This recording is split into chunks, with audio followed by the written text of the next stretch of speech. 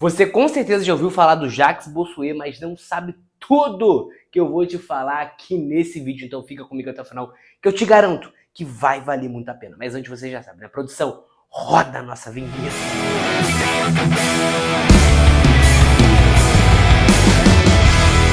Fala, minha galera, essa história, professor Pedro Riciopo, com mais um vídeo aqui no canal, tudo pra vocês. E ó, antes de mais nada, se inscreve no canal, ativa o sininho, curte esse vídeo para ajudar o SOS História a crescer cada vez mais. Então pega esse vídeo aí, ó, sobre Bossuet e compartilha ele nos grupos que você puder, beleza? Nos grupos que você puder, compartilha. Ó, se você quiser tirar print desse quadro aqui maravilhoso, a produção vai puxar uma música. E vem, produção, vem, pra galera copiar legal. Copiar você me deixa assim, com a boca seca pra beijar. Tira o cadeado do portão, bota aquele vinho pra gelar. Fica cheirosinho e põe o som, oh, oh, e o incenso pra climatizar. I wanna rock with you all night, rock you to... Galera, falando sobre Jacques, esse aqui, ó, Jacques Bossuet, de novo esse aqui aparecendo na sua tela. Ele viveu de 1628 a 1700 na França. Então, Bossuet, ele viveu na França. E a gente pode considerar o Bossuet como um teórico absolutista. Então, assim como Thomas Hobbes, assim como Maquiavel, o Bossuet é um teórico que defende a necessidade de um Estado centralizado. Mas no caso dele, a gente vai mostrar que ele pensa um pouco diferente. Por quê? Primeiro, ele vive na França, tá? Ali no século XVII. E ele era um teólogo francês, tá? E ele não era só um teólogo francês qualquer. Ele era bispo de Luís XIV. Quem é esse Luís XIV, professor? É esse aqui, ó, o famoso Rei Sol, que é um dos grandes símbolos do absolutismo e da concentração de poderes nas mãos de um rei. Esse é o grande símbolo de absolutismo, é esse cara aqui, tá? É o Luís XIV, ele é bispo desse cara. E ele que basicamente constrói essa imagem de um rei, tá? Autoritário e que concentra poderes em suas mãos. E isso vai ser legitimado através do quê? Da religiosidade. É a religião que legitima a necessidade de um governo autoritário. Então, diferente do Hobbes, que nós já falamos, tem vídeo aqui, diferente do Maquiavel, ele é um cara que vai defender a necessidade de um Estado centralizado a partir de uma perspectiva religiosa. Em 1682, ele é o fundador do galicanismo. Basicamente, o que era o galicanismo?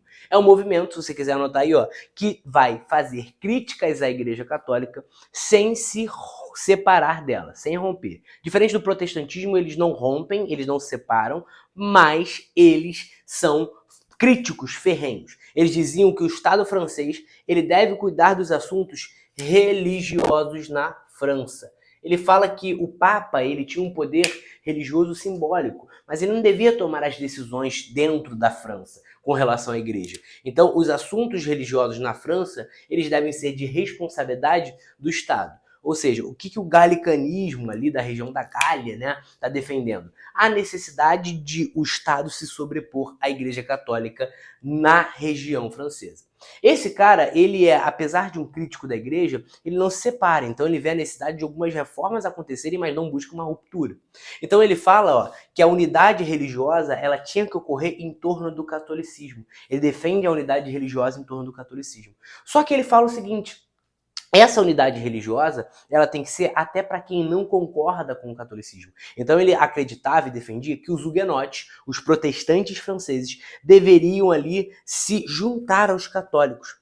Só que por conta ali dele acreditar que isso tinha que acontecer de uma forma ou de outra, ele vai impor isso. Ele vai, meu irmão, ó, tem que aceitar o catolicismo. Aí os caras, não quero, tem que aceitar, não quero. E porrada nos caras. Ele persegue o huguenote pra caramba. Então essa imposição gera uma perseguição e gera diversos conflitos ali com os protestantes franceses. Esse cara, o Bossuet, ele é um defensor e o criador da chamada teoria do direito divino. Vamos colocar aqui, teoria do direito divino dos reis. Uma coisa que vale ressaltar é que quando ele fala que o rei ele tem um poder divino, que ele é uma representação de Deus, ele é um representante de Deus, isso não serve para qualquer rei.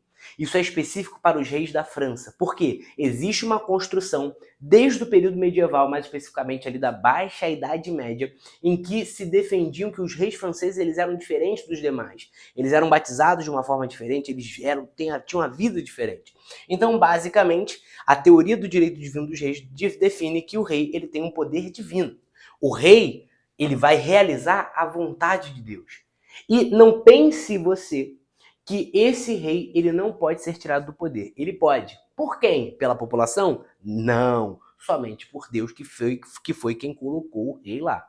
Então você vê que em Hobbes existe um contrato social formado que estabelece ali uma possibilidade até de tirar aquela autoridade porque a autoridade governa para o povo. Tá? No Maquiavel, idem. Existem brechas ali que abrem caminhos para uma possível transformação e mudança em caso de insatisfação com o governo. No caso do Bossuet, o absolutismo, o conceito de absolutismo é original, é raiz, não é Nutella não. Não é Nutella não. Ele fala assim, ó, se você se rebelar contra o rei, você se rebela contra o próprio Deus. Porque quem colocou o rei lá foi Deus. Então, se você vai contra o rei, você vai contra Deus, tá? Esse rei, ele precisa realizar a vontade de Deus. Porque se ele não realiza na concepção de Bossuet, Deus vai castigar esse cara. O cara que não cumpre as leis divinas, eles são castigados. E aí ele segue o exemplo ali de vários reis, por exemplo, o próprio Henrique VIII, que era rei da Inglaterra, que rompeu com a Igreja Católica, lembra que ele defende uma ideia de união em torno do catolicismo? Então esse cara que rompe ali com a Igreja Católica, ele vai viver de forma muito ruim, ele morre muito doente, ele tem várias mulheres, ele tem vários problemas, conflitos internos, várias questões que precisam ser resolvidas e não são. Justamente por quê? Porque ele não cumpriu as leis divinas. Ele rompeu com a Igreja Católica, sendo que o Bossuet defendia a unidade em torno do catolicismo. Então isso vai fortalecer a monarquia, o autoritarismo dos reis, a concentração de poder e estrutura um absolutismo francês cada vez mais sólido que se torna ali legitimado através da própria Igreja Católica. Curtiu esse vídeo? Se inscreve no canal, ativa o sininho, curte o vídeo para ajudar essa história. I believe I can fly. Voar cada vez mais. Ajuda a gente a voar. Compartilha esse vídeo, se inscreve, curte e vambora, produção. Vambora. Vambora.